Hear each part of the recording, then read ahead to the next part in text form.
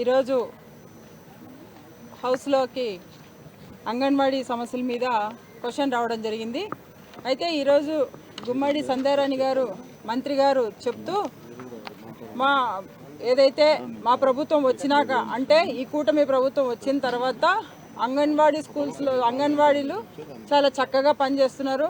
అలాగే అక్కడ పనిచేస్తున్న వర్కర్స్కి కానీ టీచర్స్కి కానీ మా కూటమి ప్రభుత్వంలోనే చాలా మంచి జరుగుతుంది. గత ప్రభుత్వం ఏ విధంగా కూడా వాళ్ళని పట్టించుకోలేదు. గత ప్రభుత్వంలో చేయనివన్నీ కూడా మేము ఈ ప్రభుత్వంలో చేస్తున్నాము అని చాలా గొప్పగా చెప్పడం జరిగింది. అంటే ఈరోజు ఆమె స్టేట్మెంట్ చూస్తే చాలామంది అంగన్వాడీ వర్కర్స్ అంగన్వాడీ వాళ్ళంతా కూడా చాలా ఇదిగా ఫీల్ అవుతారు. అంటే మీరు ఇక్కడ ఒక విషయం గమనించాలని సంధ్యారాణి గారికి నేను స్ట్రైట్గా అడుగుతున్నాను.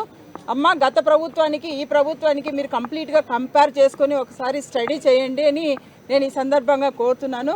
ఈరోజు మీరు అంగన్వాడీ వాళ్ళకు మంచి చేసింటే గత 3 రోజుల నుంచి ఎందుకు వాళ్ళు మహాధర్నా చేపట్టడం జరిగింది? ఈ సందర్భంగా నేను అడుగుతున్నాను. సంధ్యారాణి గారు, వాళ్ళకు సమస్యలు లేకుంటే ఈరోజు ధర్నాకు రావాల్సిన అవసరం వాళ్ళకి ఏముంది?